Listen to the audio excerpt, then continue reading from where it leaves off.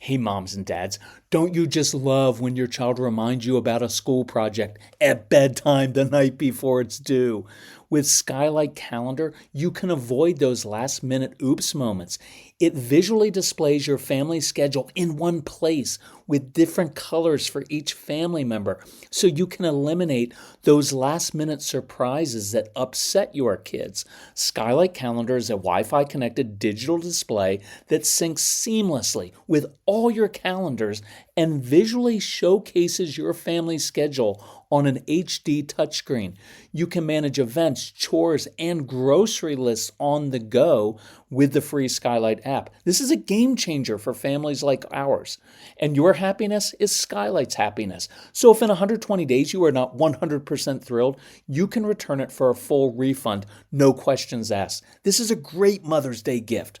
And right now, Skylight is offering our listeners $30 off their 15-inch calendars by going to skylightcal.com/calm.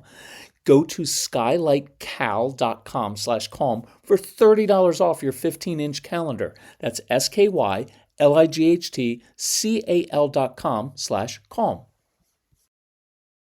So how do you not react when your child is in a bad mood or slamming dresser drawers? How do you not jump in when you could easily fix the situation? How do you not get triggered when your child lashes out and then acts like nothing has happened? And most importantly, how can you raise not just a happy kid, but a child who feels confident, handling the inevitable frustration life brings? Because we want resilient, responsible kids. So that is what we are going to discuss on today's episode of the Calm Parenting Podcast. So welcome. This is Kirk Martin, founder of Celebrate Calm.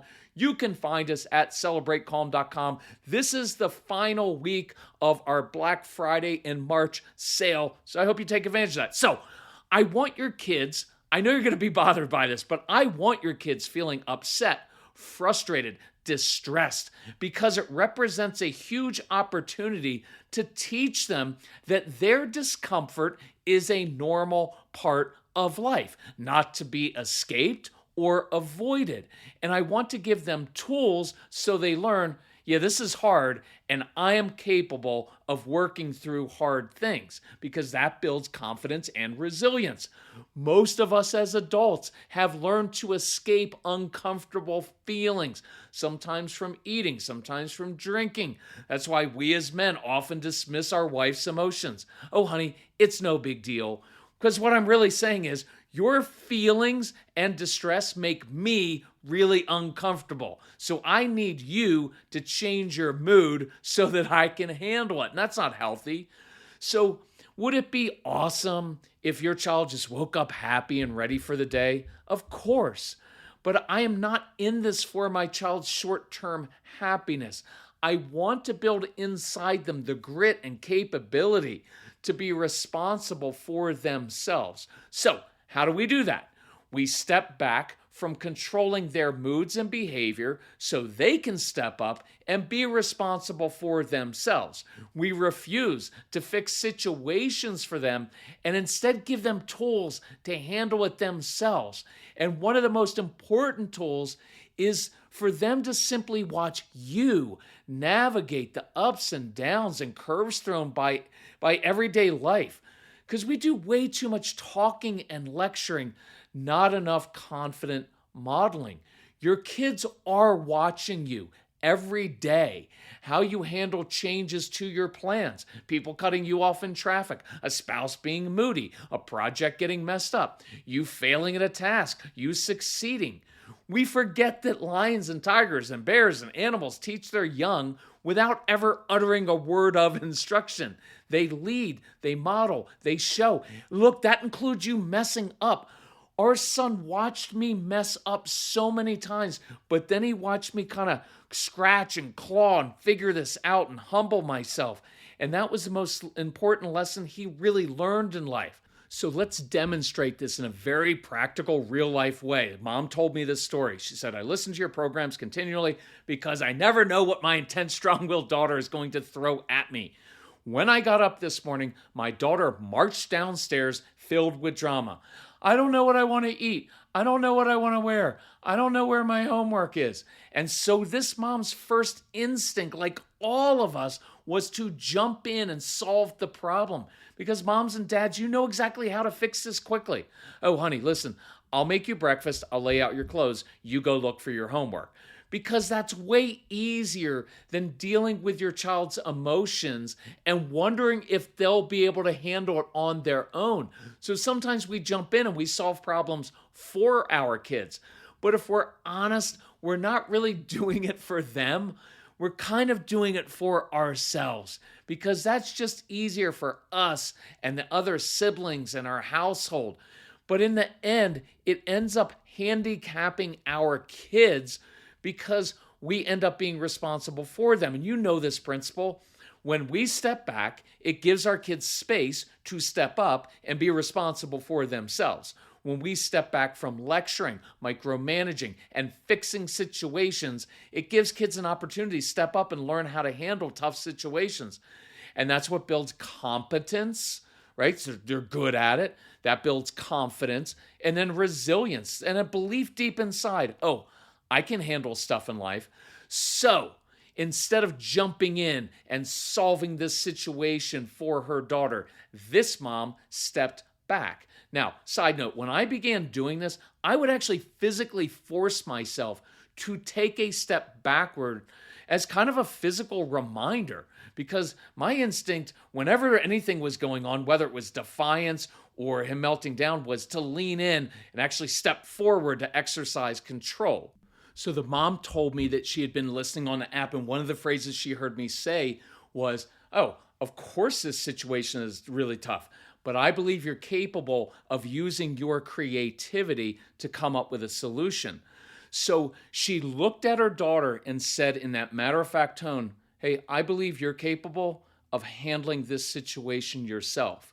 And then the mom walked away and gave her daughter some space. And I know this is really hard to do because you're relinquishing control of the situation, or at least your illusion of control. So in that moment, by all means, moms and dads, go and clean something, organize a closet, because that gives you a sense of control. But I love the phrase, I believe you're capable. Right? I believe you're capable of completing that assignment, of going to that new class even though you're nervous, of handling that hard situation with your sister or with your friend. So, like your kids, her daughter stomped upstairs. And that's grating on you, isn't it? Right? Like, where's her gratitude? How dare she begin the day in such a huff? Then this little girl went to her bedroom, and guess what she did? Exactly what our son used to do. She slammed her bedroom door and began slamming her dresser drawers open and shut, looking for just the right clothes because she's really particular like a lot of our sensory kids. And that's when you want to stomp upstairs yourself and yell, you know what, you don't have to respect me, young lady, but you're going to respect my furniture. I used to do that. Have you ever done that? We all have. So this mom stepped back and gave her daughter some space to work through her own frustration without a parent standing over her, barking about what emotions she can and cannot have, about how she needs to be grateful, about how you should have planned better for the morning, and if you had, you wouldn't be all frustrated. How many times do we do that? It has nothing to do with your child. That has everything to do with you, with me, because we don't like the way our kids do things. And if she was more or he was more of a planner and more like me, we wouldn't be having to go through all of this chaos and frustration in the morning. Why does it have to be so difficult? I know those things course through your head, but I will promise you, moms and dads, the moment of your liberation will come the sooner you stop pointing the finger at your difficult, challenging child and start controlling and changing yourself. And you will begin seeing your kids step up and be responsible for themselves. And you'll stop with so many of the power struggles. Look, I believe 70 to 80% of the power struggles in our homes originate with our own control issues, our own anxiety. trying to control or fix other people's emotions. Here's the really good news. That means 70 to 80% of these situations in your home are actually in your control, not by controlling your child, but by controlling yourself. Because how can you expect your kids to be able to control themselves if you can't control yourself? No blame, no guilt, no excuses. Let's just work on that. Look, when you have a bad day, do you want your spouse standing over you, lecturing about how you should be grateful for everything you have? Sometimes you just need some space to work through it. So, after about 8 or 10 minutes of thrashing about in her room, her daughter emerged from the room, walked down the stairs with a smile on her face as if nothing had happened. And that's a huge trigger for you, isn't it?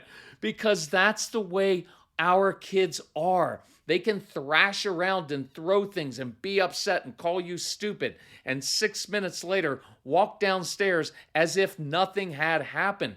And you're angrily waiting for the apology for their bad attitude. And guess what? You're going to be waiting a long time.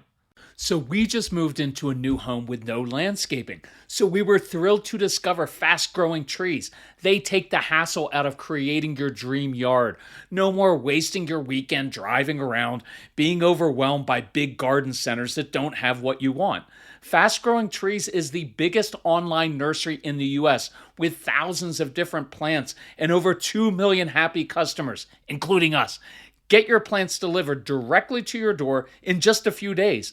Their Alive and Thrive guarantee ensures your plants arrive happy and healthy. Plus, you get support from trained plant experts on call to help you choose and care for the right plants. This spring, Fast Growing Trees has the best deals for your yard, up to half off on select plants. Plus, listeners to our show get an additional 15% off their first purchase when using the code CALM at checkout. That's an additional 15% off at fastgrowingtrees.com using the code CALM. fastgrowingtrees.com/CALM. Offers valid for a limited time. Terms and conditions may apply. So Mrs. Calm told me yesterday, I wish I had begun drinking AG1 sooner. My stomach has felt so much calmer and I'm more regular. My AG1 in the morning provides some consistency I really crave. And that's one reason I love my AG1. It's an easy, healthy daily routine. No messes, no blenders. We put 1 scoop of AG1 into a bottle of water, shake it up, and start our day with 75 vitamins, probiotics, prebiotics, and whole food sourced ingredients. Check out a special offer at drinkag1.com/calm. Look, I've got more energy, better mental clarity, and AG1 supports my immune health. And that's why I've been partnering with AG1 for so long. Be an AG1 couple like us. AG1 is offering new subscribers a free $76 gift when you sign up. You'll get a welcome kit, a bottle of D3 and K2, and 5 free travel packs in your first box. So check out drinkag1.com/calm to get this offer. That's drinkag1.com/calm to start your day with a win.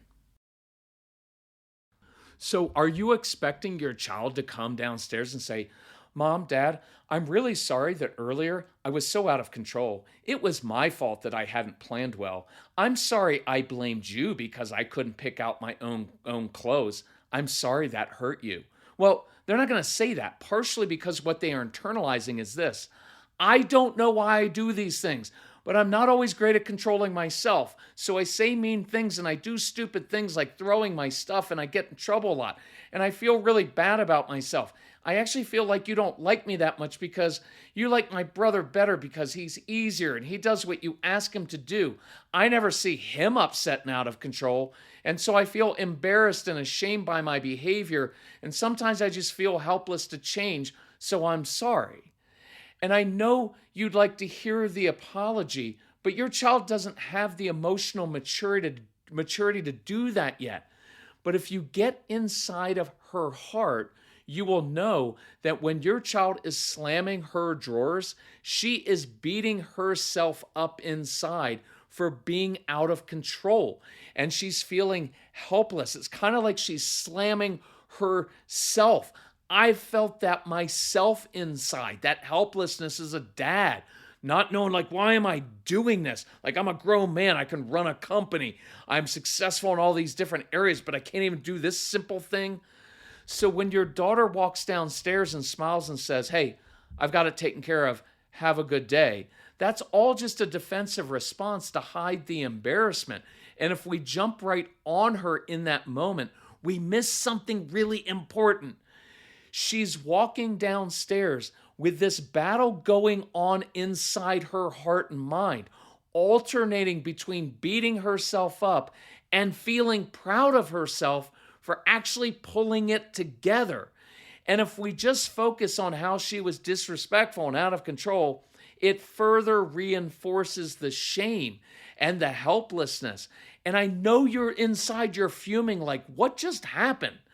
But instead of standing there indignantly waiting for that apology that's owed to you, what I really want you to see is here was a kid who 10 minutes ago was out of control. She's got this busy brain and things feel like they're out of control inside, and she's more intense and emotional, maybe more creative, a kid, and it feels like everything's out of control in her life, and she was thrashing about, but she pulled herself together. And what we miss in the moment is a huge opportunity to acknowledge in a really low-key but confident way, hey, I'm really proud of you for pulling yourself together and handling that by yourself. See, really picture that for a moment. A young child, or it could be a teenager who's towering over you, is kind of doing that walk of shame, so to speak, right? Walking back into the living room or kitchen after all this tension and drama. And she's afraid that the authority figure in her life, whether that's a parent, a teacher, a coach, a grandparent, another adult, is going to once again point out how she's always been so defiant, moody, and out of control because that's the dominating narrative in her brain. But she's hoping that just once the authority figure will see the better angels of her nature, will acknowledge that was really impressive, shows me you're growing up. Now, when I was writing that, here's what it sounded like in my head, the way I talk to our grown son when he overcomes some obstacle or handles a situation in a mature way. And I hope this doesn't offend you, but he's a grown man. This is how we talk because we're boys, we're men. I'll be like, F yeah, Casey, you're a beast. Or if I really want to reinforce, I'll be like, you're an effing beast. And you can't say that to your 4-year-old, but you can say it with that kind of intensity and pride. Like, yeah, heck yeah, that's how we do it around here. That's my son. That's my daughter. That intensity and that affirming nature, even with Casey as old as he is, I can see inside that sparks something in him. That means something that his dad has noticed or his mom has noticed. Hey, that's how you do it in life. Fist bump, well done. Can you see what you are building in this child? Yeah, you struggle because you're an intense, highly sensitive, emotional kid. And sure, it takes a few minutes, but then you process it and you deal with it. And I'm proud of you. See, you are acknowledging competence and progress. And you could insert and say this if it's true. Shoot, I can't even do that. It takes me like an hour to calm down. But how many moments do we miss out because we're spending all this time focusing on our agenda and our anxiety over their actions, or needing that apology from a kid? So let me throw this out there, even though you may bristle at it a little bit, because I believe this to be true. The fact that she went up to her room and found her stuff and pulled herself together, that was her apology. Our strong-willed kids are not going to come down and use the words we want. I'm really sorry. Look, who wants to relive what they just did? I don't. Now, maybe later they will, but in this moment, she just apologized by changing, by pulling it all together. And we'll spend all day obsessing over something your child spends all day ashamed of. Let me say that again. No guilt and blame in this, but I just want us to kind of get out of ourselves a little bit so we can see the situations more clearly. We spend all day obsessing over something that your child spends all day ashamed of. And that can be just any behavior. Could be that they're getting into things in the teen years. Please don't feel the need to make everything a lesson and talk about it unless you don't want your kids ever talking to you again. What if instead you sent her a note that said, hey, you know what was cool this morning? I know you struggled, but you pulled yourself out of it. And guess what? I don't even do that all the time. See, you could build on this by one, continuing to model in your own life how to handle frustration in healthy ways. And that includes when you mess up, apologizing, and then you working on yourself. And then the second thing is you can show your daughter, your son, different ways to handle their frustration. And you know our process, motion changes emotion. Giving them some kind of movement or physical activity, something very sensory to do. Giving your kids something they're in control of. Teach them how to do that. Do you realize what a gift this mom gave her daughter? You know what she was communicating? I believe in you.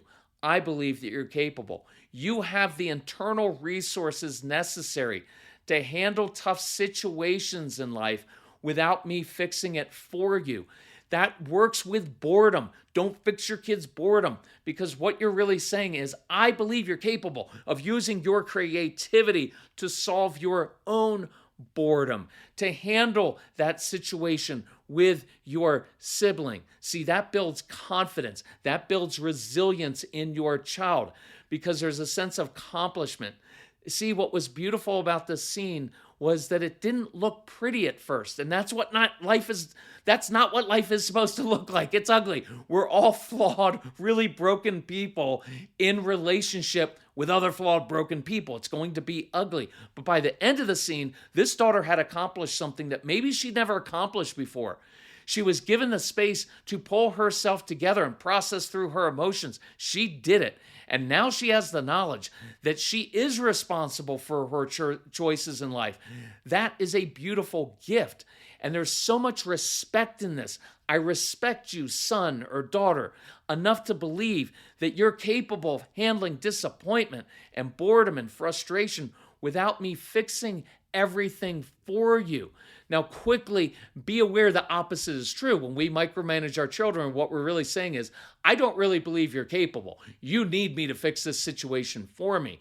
And that's why I need you, want you. I don't need you. Your kids need you to step back. When you try to micromanage a strong-willed child, you will cause them to resist even more. So it may be appropriate to apologize to your kids. Hey, I apologize out of a good heart and good intentions. I've led you to believe that you aren't capable of being successful on your own. And you could ask them, and I encourage you, if your kids are old enough for this, just say, hey, do I micromanage? Does it ever feel like I lecture you too much? And then listen to what they say. And then you can just say, you know what? I'm sorry from that. From now on, I'm going to step back a little bit, and I'm going to give you some space, and I'm going to respect the fact that you are capable. One of the most important parts of this story is what the mom communicated to her child. Even when your world is out of control, honey, when you're struggling, I can handle it. I can handle your emotions and distress without having to deny them, fix them, or make them go away. And that guarantees your kids will come to you whether they are 4 or 9 or 12 or 14 or 28 or 38. See, instead of burying their troubles or seeking self-destructive behaviors like some teens do, or just going onto social media and getting help from their random teenage friends who don't always have good advice, they know this. I have a parent who can handle me when I'm having a rough time, even when I'm defiant, even when I'm a little bit mouthy. I have a parent who can control himself or herself, and now I know I can do the same. That's pretty cool. So let's practice that this week. Purposefully find a situation, probably it's going to happen later today, where you have an opportunity to step back. Purposefully do not fix situations for your kids and begin to communicate, I believe you're capable of handling this. You can say, I've seen it before. Point out to when they have done that. And you can always add, hey, let me know if you need some help figuring out how to do that. I'll throw in a bonus one here. If you struggle in a certain way, you could say, hey, let's do a little deal here. You've probably noticed I struggle in X area, so I'm going to start working on that. Hey, what are a couple things I could begin doing, right? Especially if you let your kids listen to our podcast or our programs, they're going to know our strategies better than you, because they're not fighting through like 30 and 40 and 50 years of all the junk that you and I have to like deprogram ourselves from. Your kids get this stuff really quickly. Hey, Mom, why don't we have a code word? Hey, Mom, that guy talks about motion changes emotion, giving something you're in control of. I know you like to control like the dishes or the dishwasher or whatever. They'll come up with something. It may offend you a little bit. And you're like, am I really like that? And you can just be honest and live your life in front of them. And you do this together as a family. That's the most beautiful part of this, is that everybody together in your family is basically learning the same skills. It's just that they're learning it like 30 years earlier than you and I are learning it. So, moms and dads, you know I have a lot of respect for you. You're breaking generational patterns. You are creating a new family tree, and I'm proud of you. I respect you. Look, we love you all. If we can help in any way, let us know, okay? Oh, final week of the Black Friday and March sale so take advantage of that. All right, love you all. We'll talk to you soon. Bye-bye.